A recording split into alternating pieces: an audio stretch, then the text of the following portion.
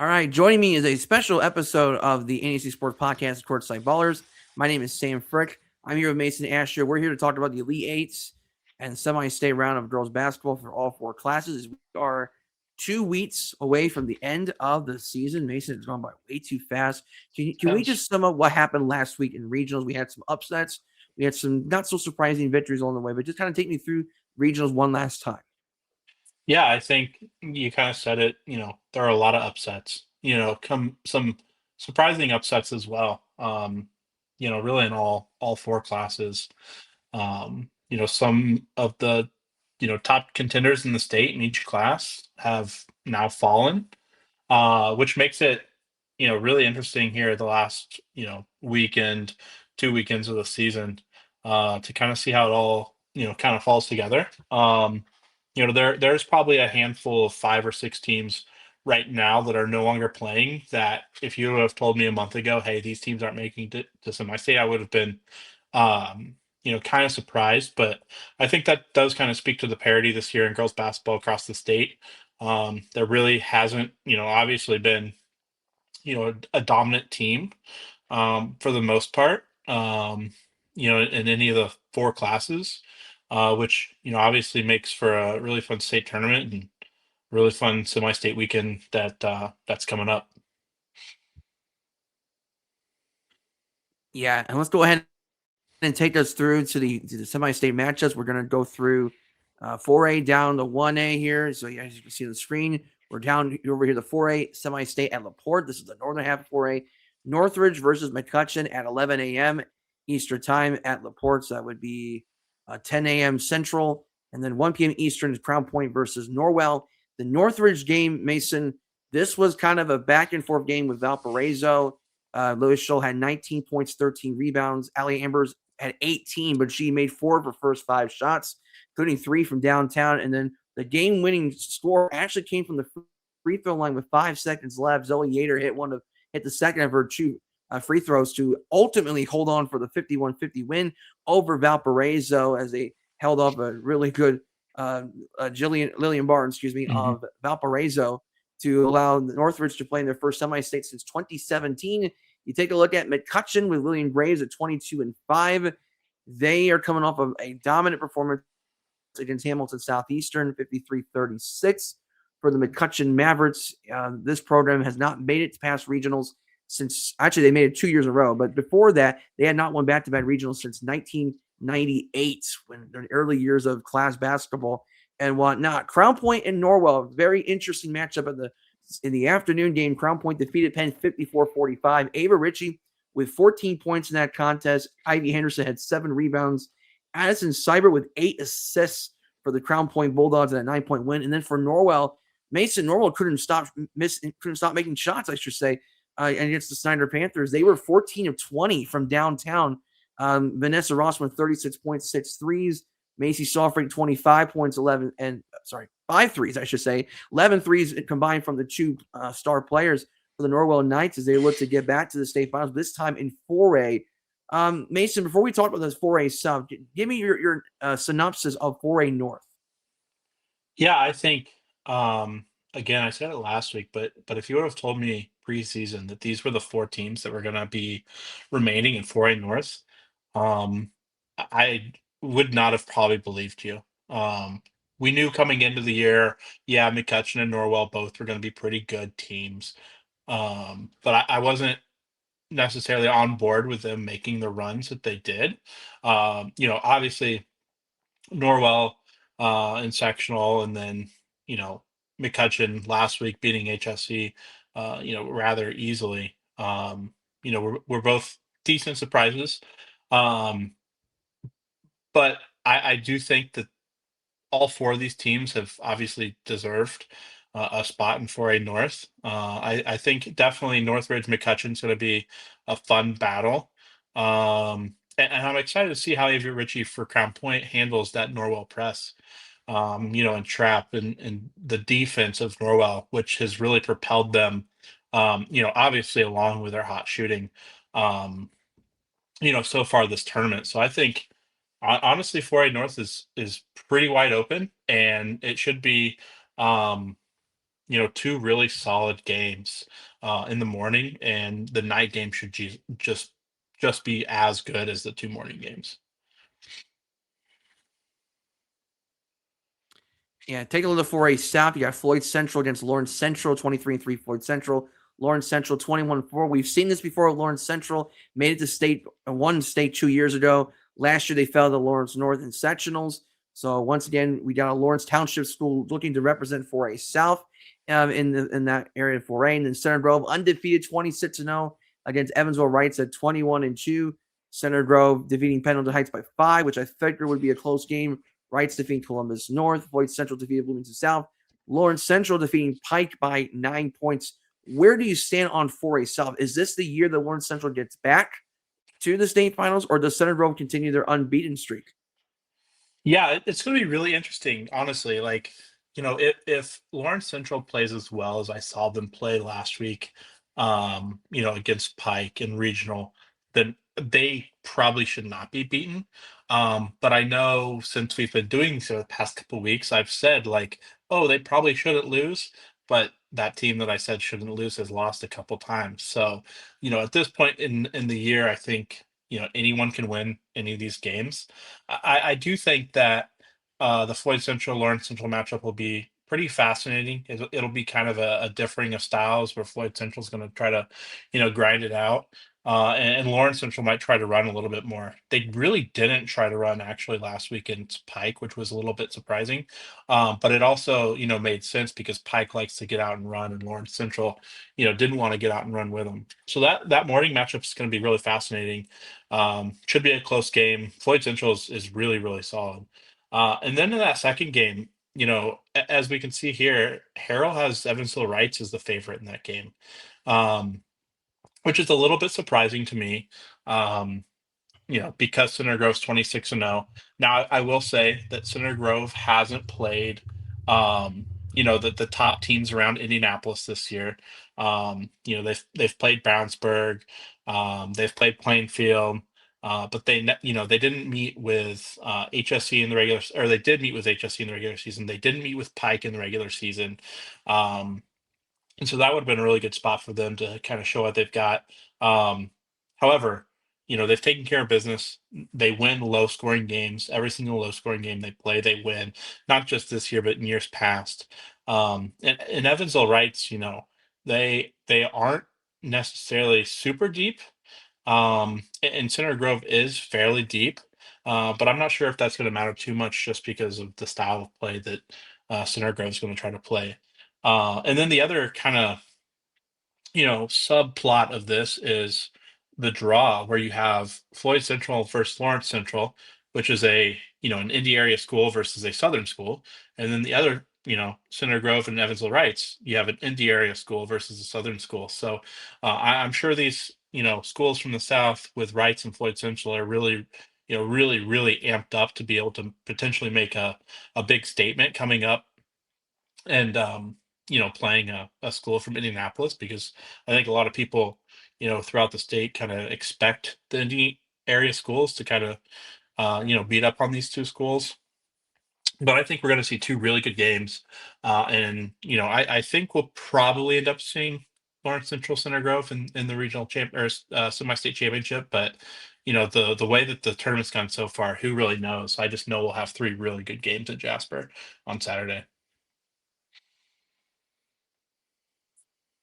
Yeah, I think we're going to see a pretty good 4A semi-state across the board. I think when you look at in the other matchups, the only one that's like favored to be slightly lopsided is Norwell against Crown Point. But Crown Point, you just never know. They can make this interesting as Mhm. well. If they can get hot a little bit and maybe Norwell goes cold. 3A North. This is going to be fascinating. I talked to Andy Heim earlier this week. And, this Belmont team obviously is loaded with Ashley Blakey, Marianne Blakey, but you got Lainey French and Kate Kitson and Annalie Krugerber. And Andy told me about, Annalie Krugerber is really taking off this year. Now she's kind of got more of an elevated role on this team. You got Kate Barton, where Andy's very confident putting Kate Barton on any situation possible. They got Culver Academy's coming at 22-5. Culver Academy is one of those teams where they can go hot one night or they can go cold the next. Culver Academy runs a pretty good zone defense. It can't throw teams off, but they are susceptible to going cold shooting the basketball. They do have a young team and a young superstar in Lane Lyles. And this team has shown they can beat some pretty good teams, like South Bend St. Joe, for instance, and almost beating Bremen in the process. So they're definitely a team that's been tested this year. Can they do so while taking care of the basketball against the Belmont press of the Braves? And this is a Belmont team that shoots over 30% from three. They got some kids that can shoot the three extremely well. And, Andy's talked about, you haven't had a kid like Lainey Fritz coming in and doing what she does in a long time at Belmont. And so semi-state appearance for Belmont since 1993 for the Braves. And then on the other half, you got Connorsville against Fairfield, both with 20 wins. Mason, you've talked about Connorsville for a while being a team that can make the deep run. Well, lo and behold, they're in semi-state. And you got a team where, we look at this Connorsville team. They beat Mount Connorsville by 55 points.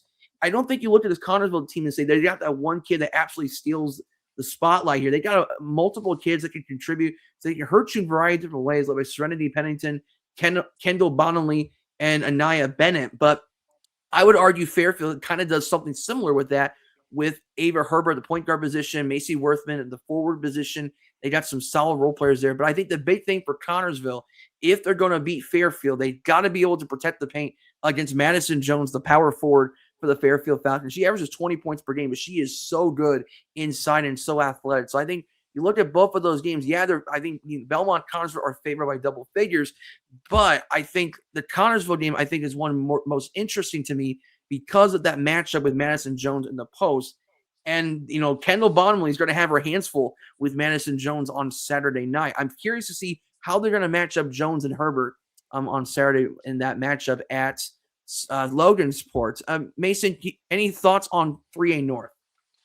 Yeah, I mean, you really hit the nail on the head there. It's going to be, how for Connorsville, how can Kendall Bottomley defend in the post? She's obviously not, the biggest kid out there, but she's super long, and this year has really um, provided some resistance in the paint with her length. She has a little bit of a tendency at times to get a little foul happy. So that might be something to watch early, at least in the first half. If she picks up two early fouls, like that could be, a big blow to Connorsville if they have to, put her on the bench for any amount in time.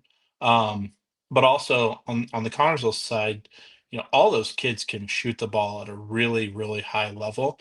And I've probably watched them 3, maybe 4 times this year, and it seemed like every single time I watched Connorsville, a different kid is, knocking down a couple threes. So, um, I think that this game in particular will be one on, it's simple to say, but whose defensive game plan works the best? Obviously Fairfield, they've got, a couple different players that can hurt you. Connorsville, they have a couple different players that can shoot the three at a really high level.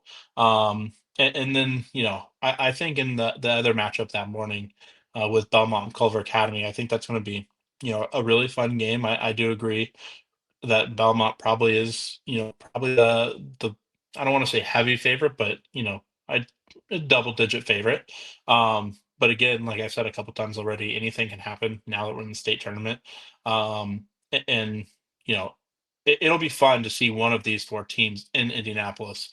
Um, come a week from now. So I think this Logansport 3A North sectional or regionals, whatever it is at this point in time, semi-state is really good, really competitive, and again should be 3 really good games. And I'm going to say that a lot because I do think that all of these, for the most part, these classes are really really close, and I think anyone can win a lot of these games. But definitely Logansport for 3A North. Yeah, just to give you some context for Connorsville, they were 6 of 17 from deep in a win over McConaughey on Saturday. So they have made 153 threes and 554 attempts. So you look at the math in 27, I think you're talking about, I don't know, about 20 sometimes per game shooting the three. So they do shoot quite a few threes for the Mhm. Connorsville Spartans. I mean, it's going They're to come down to streaky. they're They're streaky. And so, they're so streaky it's too. yeah, Fairfield's streaky too. So that's the thing. Like, which team's going to get hot shooting the ball and which team Mhm. can control the glass? That's going to be key in that Connorsville Fairfield matchup in the 3A North. 3A South, Washington, Jennings County is that first game. That's predicted to be a close game between the Hatchets and the Panthers. Northview and Indy Roncalli. Roncalli, a double digit favorite in that matchup. I mean, Southport semi-state is just as interesting as the one in Logan's Park. Can you take me through those two matchups down there? Yeah, I think that Washington Jennings County game is going to be really interesting because I've said all year long it's played out the same all year long. If Molly Ernst is playing well for Jennings County, they can beat anyone in 3A. If she's not playing well for Jennings County, they can kind of lose to anyone that's remaining in the state tournament. Washington, has kind of through sectional, they didn't really have much trouble. Last week, they beat Evansville Central in overtime, which we knew that was going to be a really close and really good game just because those two teams were so similar. And I really think that that's the case here, Washington and Jennings County. Jennings County last week beat Silver Creek, I believe it was. And so that, they were, I don't even remember what the score was. It was something like 36-12 or something at halftime. Um, and they really took it to them. And Washington, is just as good as Silver Creek. But Jennings County has really started to catch fire here the last part of the season. So that's going to be, a fascinating matchup between London Gilly, Katie Reed, and then Molly Ernst and Etta Young for Jennings County. Northview Roncalli, that, I've said for the last couple of weeks, Roncalli has been my number one team in 3A. But I mean, similar to Northridge in the north, I think Northview might actually be, set up really well for a little bit of a run here. Obviously, they're sitting, in semi-state right now, and I've talked about it before. But Carly Schrader has been playing excellent basketball. They're well coached. They force they force the opposing team to do things they don't want to do, and they're really good defensively. Um, Roncalli, is, as I've said before, kind of a team that has, five or six different kids who can score the ball.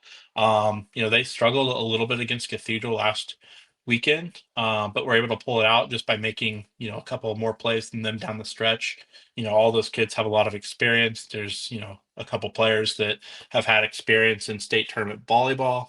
And, they play a really, really tough schedule. From the Indy area for a 3A team. So, I think it's going to be a really good test for Northview. I would not be surprised whatsoever if Northview springs the upset there.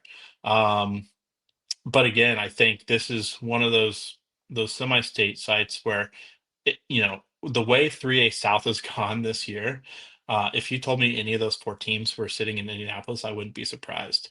Um, just with how things have gone. But like you said, that first game's going to be really good. That second game, I think, is going to be, I don't think it's going to be a 14-point game. I think it's going to be a close game. And then the championship game that night's going to be a close game too. So, um, Southport's going to be a really good spot to watch some basketball this weekend between four teams who have, definitely earned it and are at a spot now where they can get to Indianapolis. Yeah, I mean, for Jennings County, for them to beat, I mean, this is the team that beat Warsaw earlier this year, and then they beat Greensburg in the state tournament. Jennings County is a team to watch out for in this 3A South and whatnot. I want to go ahead and shift over to 2A North, and we got a matchup with three of the four teams having some big time post players in 2A North with LaPel, Bremen, and Oak Hill. I want to start off with the LaPel matchup against Bremen. The LaPel defeated Rensselaer Central on last Saturday in regionals 63-42. I did some research on this before talking about it. Lanaya Wills had 22 points and 19 rebounds against Rensselaer Central. And I mean, I was watching what the Indy Star was talking about in the LaPel and that Bremen matchup, and the big thing they were talking about was how are they going to position Lanaya Wills defensively against the height of the Bremen Lions? Bremen's got four kids at 6 feet tall, but they also shoot about 30% from three between Lawmaster, Emma Kincaid, and Ileana Grubbs. Grubbs and Kincaid are two 1,000 point scorers, and they got height and Bremen that can at least give Wills some trouble. So Lanaya Wills are going to have a much harder time scoring on this Bremen post. The big thing for me in terms of that matchup is going to be, can Bremen knock down enough shots against LaPel in that defense? Because as good as Bremen has been defensively, they have had a couple times this year where Bremen can go cold in the worst stretches against Tippecanoe Valley and against Elkhart Christian Academy. And those two games, they were tight knit games. And this is going to be the closest game that Bremen's played really since Elkhart Christian. I just, even though Bremen can hit those shots, they can go a little cold. So if Bremen is able to go inside and attack the paint, can they get that success shooting the basketball? But the same can be go for Lapel. Can Wills be able to, be successful defensively, be able to score like she normally does, but also can she stay out of foul trouble in a physical game down in Frankfurt? The other matchup is Whitco against Oak Hill. And before that regional game for Whitco, I told you that Lucy Kitchen was out for Eastside, and I knew right there the game was over before it even started. Whitco won 64-28, and they did exactly what Whitco normally does. Get a lot of steals, score in transition, knock down some shots, get 4 or 5 kids in double figures, and absolutely frustrate the living heck out of the Eastside players. And that's what happened in that game for Whitco, and they did so convincingly in that game. Now, John Harrell has Whitco winning by 18. Not so fast, my friend. I think this is going to be a competitive game against Oak Hill because the one thing Whitco doesn't necessarily have is they don't have a true post presence, and that's what Oak Hill has with Morgan Cates and Brianna Daly. Oak Hill was up 10-4 in the first quarter. Alexandria came back to tie it at 29 through 3 quarters, and then Oak Hill outscored them 10-6 in the fourth to win 39-35. Much like the regular season matchup, Brianna Daly 16 points, 8 rebounds. I believe she had 2 steals and a block in that game against Alexandria. And I think for Oak Hill, if they're going to beat Whitco, they have got to be able to take care of the basketball with Landry Hardman and Erica Newhouse. They got to get Cates and Daly involved, and they got to limit Whitco's transition scoring that game because if not, Whitco's going to have their advantages and be able to score athletically, however they wish with Kyra Lowell, Reese, and James Stonebreaker. James Stonebreaker, one of the best defensive players in the States. You got the Jocelyn Lukey and her sister there. Hazel Leffers and her sister's there. So it's a dangerous Whitco team there. But I think when you look at these two matchups, I think they both can potentially be good matchups. But if you're looking for really good post play and some good bids, I think that Lapel Bremen game might be the most enticing matchup. Mason, what are your thoughts on 2A North?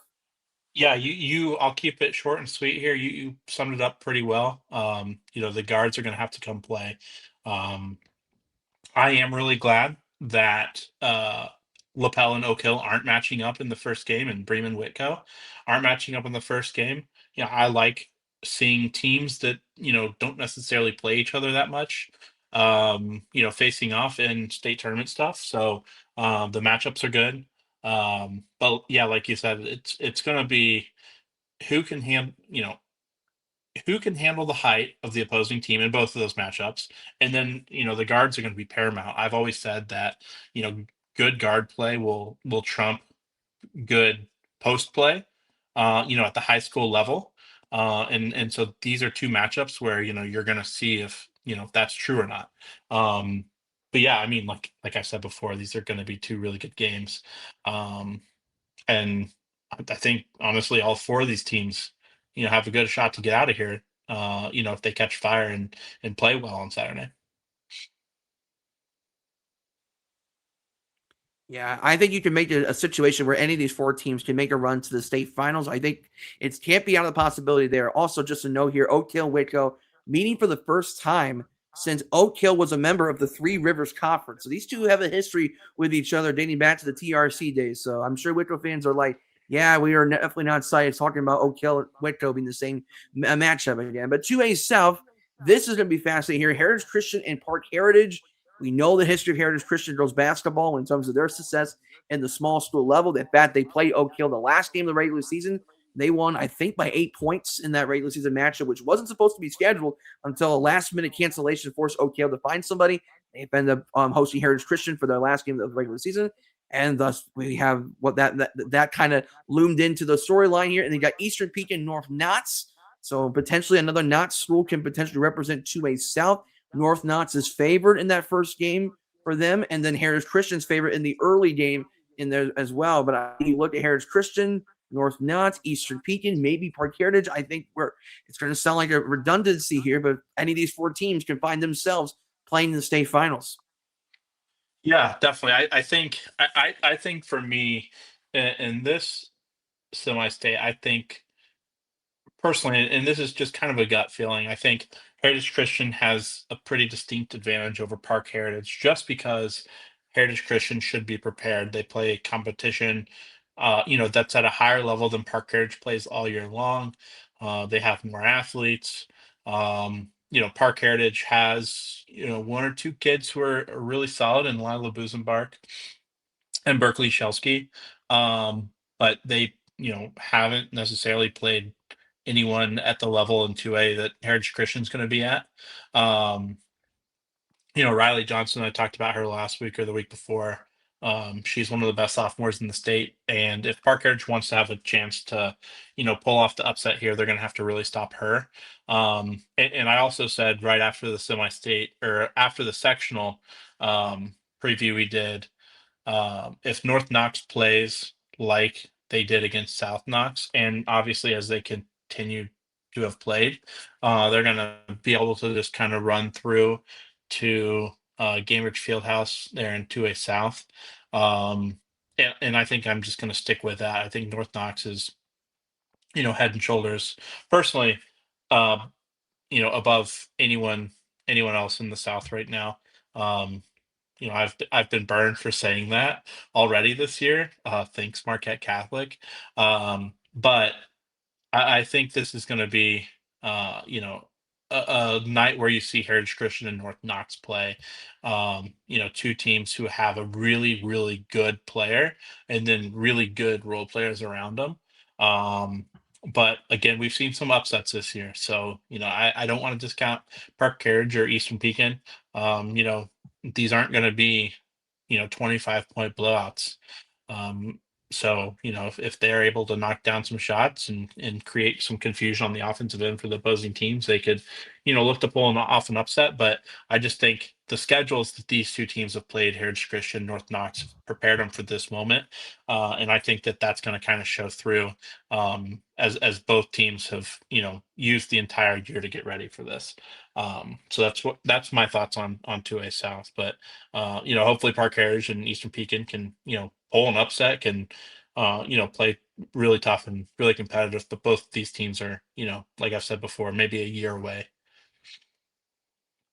Yeah, that is for sure. Looking at Class 1A, and obviously we're going to headline the Fremont Eagles, a potential story in the future for NEC sports. The Fremont Eagles, Giant Slayers. 1989, they snapped Prairie Heights' NECC tournament streak in the conference tournament semifinals. 1991, January 1991, they snapped Prairie Heights' 68-game conference winning streak. And now in 2026, the Fremont Eagles knocked out the number one team in 1A for the first time in school history. They are in semi-state for only the second time ever. We'll talk about that in a matter of moments. But I want to first talk about North Miami Elkhart Christian. ECA, we kind of expect this coming up with Elkhart Christian, a 61-28 win over the West Central Trojans. And you look at ECA, yes, Ivy Class Title senior. Yes, they have 4 seniors at ECA. But when you talk about Elkhart Christian, a good chunk of their group are sophomores and freshmen. The Kyla Yorties, the Mila Hanlons, right? They got, the Maya Hibbard, they got a squad at Elkhart Christian where they go about 8 deep in terms of their scoring contributions and whatnot. They got another group in next year, and they're currently 8th graders right now, so they're just going to keep things rolling for Elkhart Christian right now. But the one thing that Elkhart Christian doesn't really have is they don't have size whatsoever, and that's something North Miami has. They average 33 rebounds per game in North Miami. Obviously, the Donaldson girl is going to take a good chunk of that, and then Lainey Musel is one of the best point guards in her school history at North Miami. So this Warriors team's got some size. They got some pretty good guards at North Miami, but the big question for me with North Miami is, can they take care of the basketball against a very, very aggressive Elkhart Christian team? They go out and they run and go. That is Elkhart Christian's style under Jason Goon. They got it squad. They runs, they go, and they attack at all lengths of the court. They average around 17 steals per game. This team can knock down shots. They average around 22 threes per game. They shoot over 35% from three. I've seen them play against Bremen and East Noble and St. Joe. Like, this Elkhart Christian team is legitimate, and they are tough. They're deep. They got some experience from last year making the semi-state, and now they're 2 wins away from making the state for the first time ever. Then you get to Fremont with the well-coached team in Shea Thomas. They run a really good scheme defensively. They obviously not Lanaya Davis got her 20 points, but they did a really good job of being able to plan, how to situate when Lanaya Davis is on the floor as opposed to what happens when she's not on the floor. They went to a box of one. They went through a press. They switched a lot of things, try to frustrate Marquette Catholic really threw them off their game. Never got things going for Marquette Catholic. Once Fremont got that 9-0 run to erase an 8-point first quarter deficit, it seemed like Marquette Catholic never found an answer. And it was because of the Mallory Huffnagels, the Haley Hellers, right? The Coley Verdens doing their jobs on both ends of the floor. And then Grace Charlotte and Maya Turner just being exceptional players, finding ways for Grace Charlotte to stay involved offensively. And then Maya Turner being the place at the right time on both ends of the floor with 26 points that game. They'll be taking on Monroe Central. And when talking to Shay Thomas, she will say Monroe Central is an extremely scrappy team. They are a hardworking team. They got 4 or 5 girls that can beat you. They can shoot the three well. Against Carroll Flora, they hit 8 threes in that game for 36%. The Irwin girl, I think it's Abe Irwin, had 15 points against Carroll Flora in a very scrappy, tight game for the Bears of Monroe Central there. Fremont is favored. Elkhart Christian's favored. We think it's going to be ECA Fremont again, but the thing that I think Shay Thomas is emphasizing right now for Fremont, be confident, but don't get too cocky. These kids have never been on this stage before at Huntington. This is new for these kids. Shay Thomas has never been in this environment before as well. But Mason, do you think we see Elkhart Christian Fremont rematch? I do. I do. I think after Fremont beat Marquette Catholic last week, I was really hoping that they wouldn't get paired up in the morning game of semi-state. I think we're set up perfectly here for a Elkhart Christian Fremont matchup at night that then obviously could go either way. Um, Monroe Central, as I talked about the regional preview, they are 21-2. Yes, they have a really good record, but as we can see here on the screen, their opponents' records are 204 and 306. I don't remember the exact number, what it was, but their schedule was 360th in the state out of how many other high schools are in Indiana.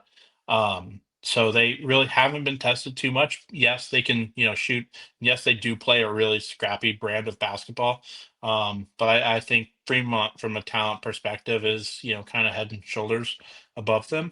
If I'll say it like this: if Monroe Central beats Fremont, I think that it would be a bigger upset, honestly, than Fremont beating Marquette Catholic last week. I think the gap is bigger. Um, and then yeah, North Miami and Elkhart Christian. North Miami has quite a bit of size, but it goes back to what I just said a couple minutes ago about, for me, I think guards, tend to kind of win out over post players in high school at least.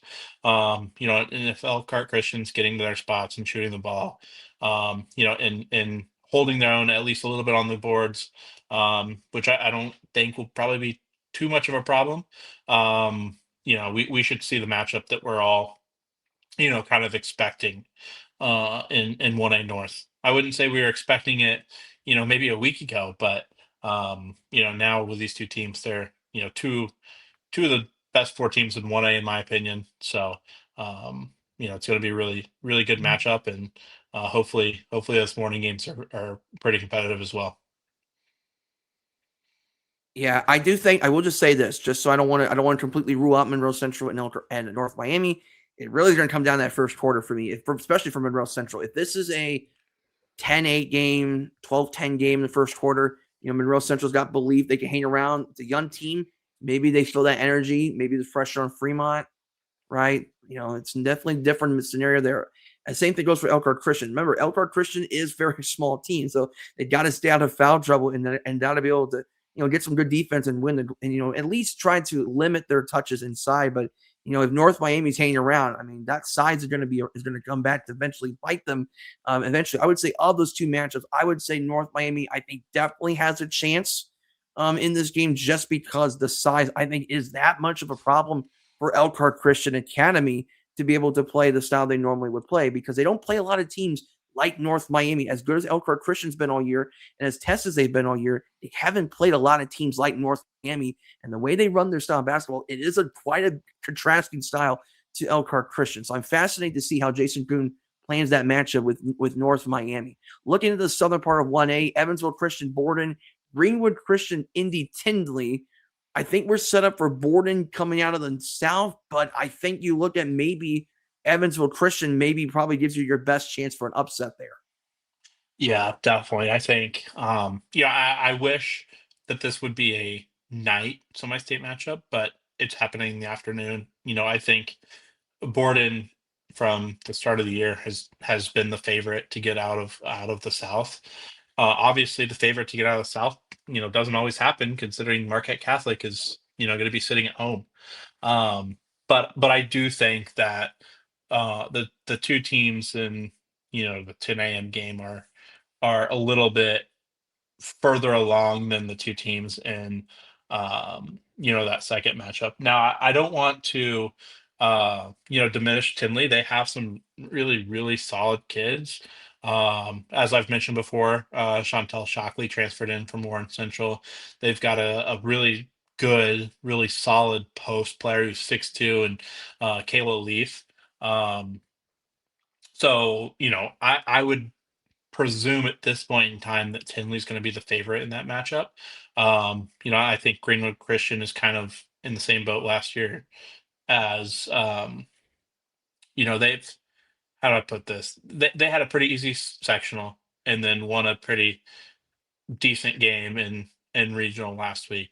But I think that the run for them stops here, and that's not to say anything bad about them per se, but I just think that they're the worst team in the bottom half of the state in 1A. But like you said, I do think Evansville Christian and Borden is your de facto semi-state championship. But Tinley, with their athleticism, provided they beat Greenwood Christian on Saturday afternoon, I think, could pose a couple problems for, whoever they face that night.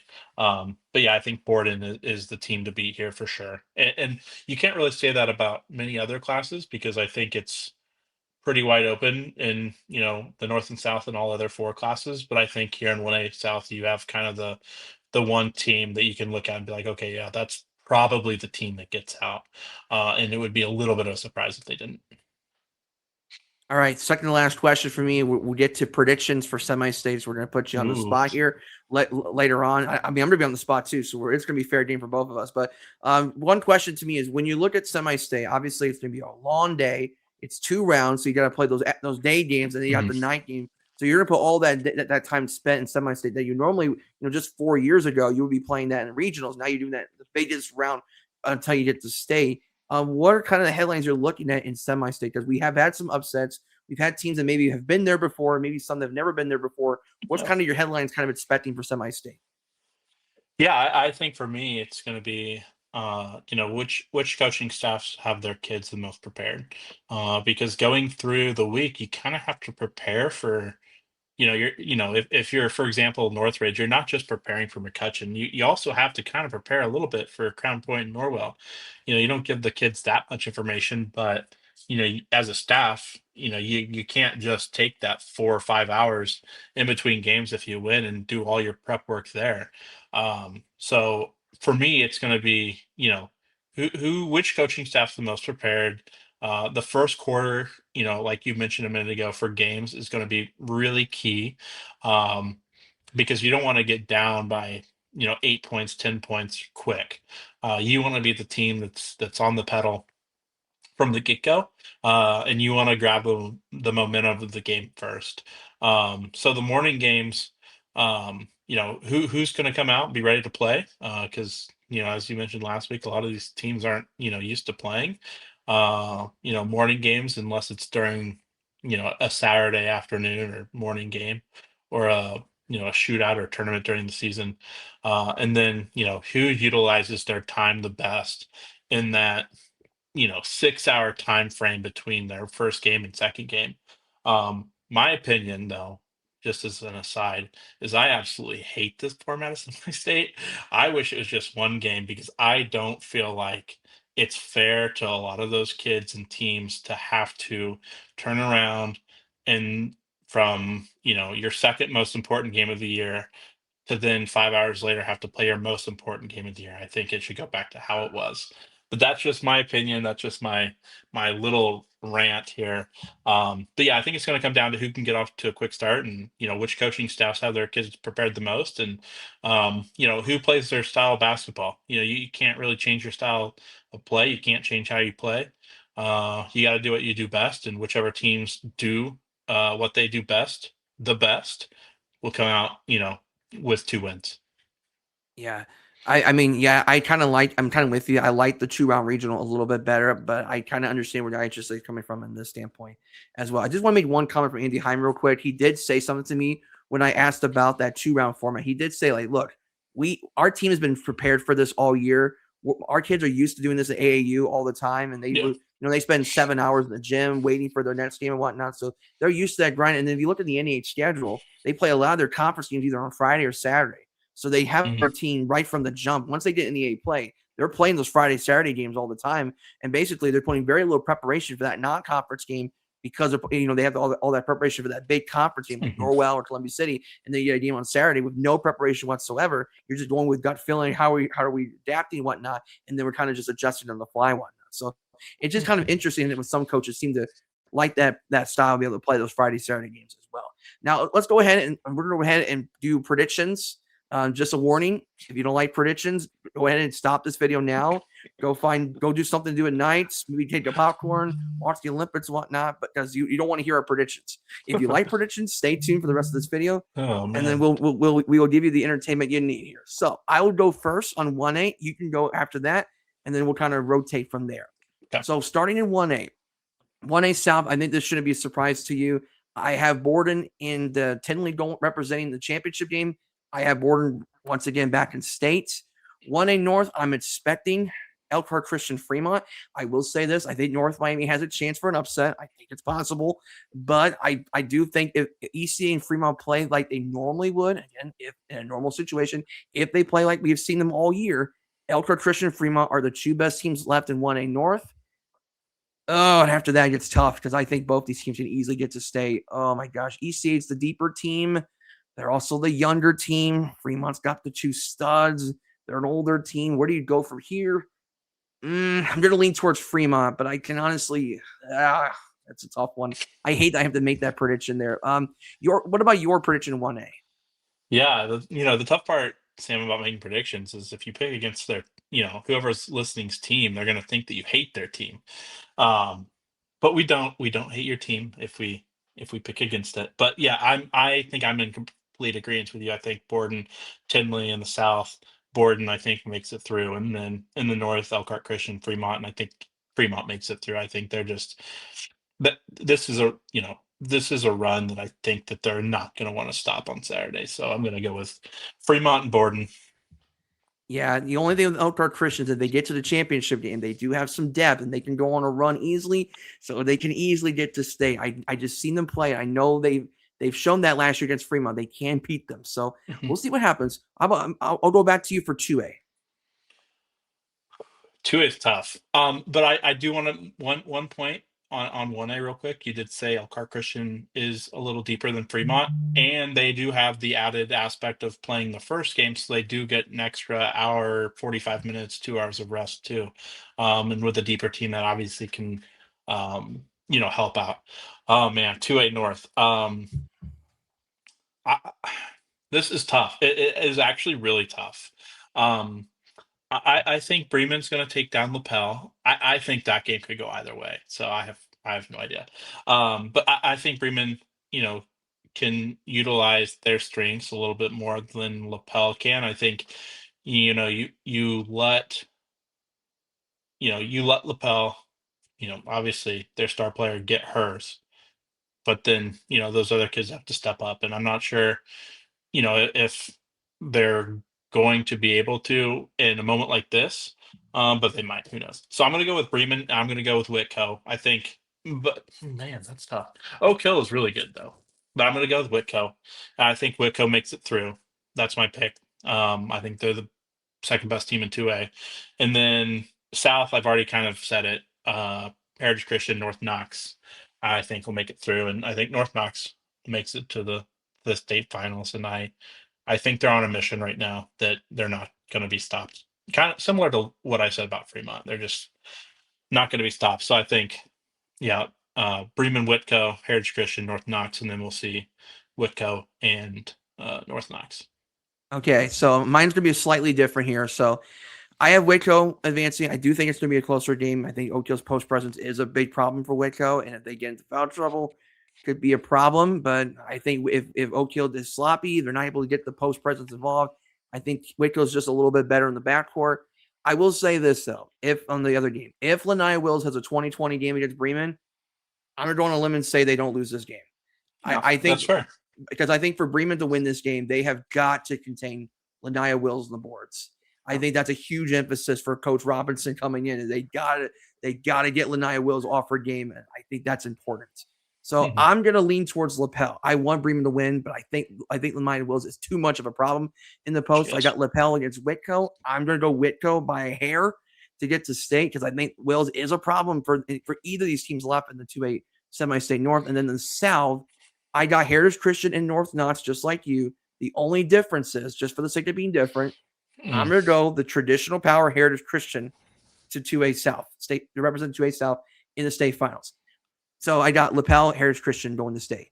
3A, let's go 3A. I got Belmont over Culver Academies. If Belmont plays sharp, they'll beat Culver Academies.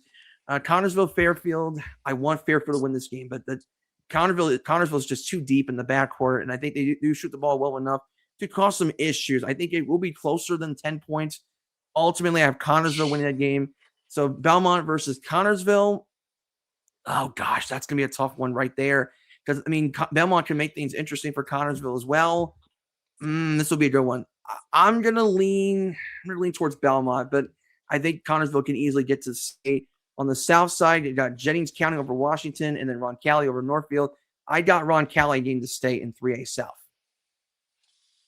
So these I think are going to be where my upset picks come in then. Um, to be a little bit different, not really different because I actually believe what I'm going to say. But yeah, in 3A North, I think Belmont and Connersville win their two morning games. Um, I think Connersville gets the state. I think they win that game. I think they have some advantages. Obviously they have to play well first and foremost. But I think they can make it to state. So I'm going to go Connersville from 3A North. And in the South, I'm actually going to go against everything I've ever said, I think. Um, I'm going to go with Jennings County in the upset. I think Washington's a better team, but I think Jennings County, Molly and Sis have been playing exceptionally well. I think, I think there's momentum here, and so I think I'm gonna pick them over Washington, and then I'm gonna be wrong. I'm gonna pick Northview to beat Roncalli, because I think their defense can really prove to be a thorn in the side of Roncalli, with their length, and then I'm actually gonna pick Northview to make it to state, which I know is gonna be wrong, but if it's not wrong, you heard it here first. Um, so yeah, I'm my prediction is Connersville and Northview. And if you would have told me that that would be my prediction at the beginning of the year, I would have probably laughed in your face. I'm still laughing at it a little bit now, but um, I think both of those teams have the potential to make it to state. But again, that kind of speaks to how wide open 3A has been. So um, yeah, Belmont Connersville with Connersville winning, and then Jennings County Northview with Northview winning. But I honestly probably go like 0 for 4 there. Um, and then 4A. 4A is tough. I think Northridge has had a really good run. Um, I'm extremely impressed by McCutcheon's win over HSE last week. Um, all good things have to come to an end, though. So I think McCutcheon's going to beat Northridge. I think the injury to Cam Conley kind of catches up to him a little bit, and McCutcheon, has captured a little bit of momentum here over the last, couple games they've played. I think Norwell is the best team in 4A North. They might be the best team in 4A. So I'm gonna take Norwell to beat Crown Point. Really excited to see how Ava Ritchie attacks Norwell though. And in the North, I'm gonna have Norwell be my representative. I would actually be a little surprised if they're not the 4A representative. And in the South, it's I've already picked my upsets in the South, so I got to kind of go chalk here. I'm gonna go Lawrence Central, Center Grove. Oh man, and then Center Grove, Lawrence Central. That's a tough one. That's a really tough one. Yeah. Mm, that's a tough one. Man, did they play this year yet? I can't remember. Oh man, that is so bad. That's so hard. I'm gonna go Center Grove. They haven't lost yet. I don't think they're gonna lose yet. I don't think they're gonna lose. And then I think Norwell and Cinder Grove is going to be the state championship in 4A. And if that does happen, I'm kind of rooting for it because there's a very decent chance that that game's like 34 to like 32 if both teams bring their A game defensively. And I think that Grayson Gilliard for Cinder Grove and Vanessa Rossworm might have 30 of their team's points in a 34 to 32 game. So yeah, I'm going to go McCutcheon Norwell with Norwell winning, and then Lawrence Central Cinder Grove with Cinder Grove winning. Okay, I'm gonna make mine's a little shorter here because you did talk quite a bit here, but yeah. So 4A North, I'm gonna say Northridge moves on for one more round. I think it's gonna be close. I think Lily Scholl and Allie Ambers in that defense is gonna hang on, beat McCutcheon, and play one more game. I think they play one more game. I have Norwell being Crown Point. I think it's close early, but I think if Norwell is hitting their shots, Rostrum and Sulphate continue to do what they do best, there's no way Crown Point's going to stop Norwell. I just don't like that matchup with their 1-3-1. And then I think Northridge gives their best chance against Norwell. I think they make it close early, but ultimately, if Norwell's hitting their shots, there's just no way any of these teams are going to beat Norwell. I have the Knights going back to state, trying to do something no team has ever done before, and that's win state in 2 different classes. And then the South, I got Lawrence Central winning their first game, and actually, I'm going to go with the upsets. I'm going Evansville Rights against Center Grove. Sorry, Center Grove. I just think undefeated teams in the biggest stage, sometimes it catches up to you. I think I got Rights winning that second game, and actually, I almost thought about Evansville Rights pulling off the upset, but ultimately, I'm still going to take Lawrence Central getting the state against the Norwell Knights. That's kind of where I have in terms of predictions on that. So that's what we're going to do for our semi-state preview with Mason Escher. I'm Sam Frick. Have a great Saturday for all the teams left in the state tournament. Good luck as they try to get their ticket punched to the state finals. So long.